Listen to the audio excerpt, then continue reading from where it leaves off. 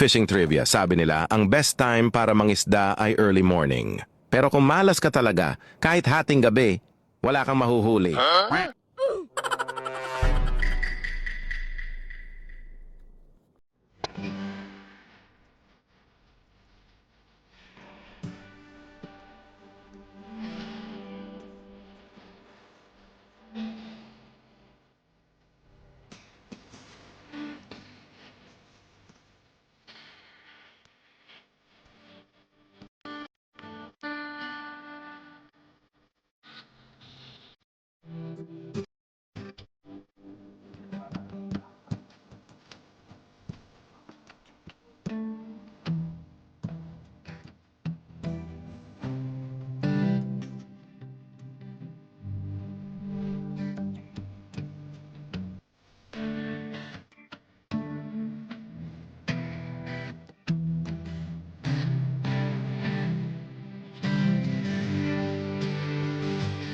Habang tayo'y tumatanda, bihira lang tayo makahanap ng libangan na hindi nakakaabala sa kapwa natin.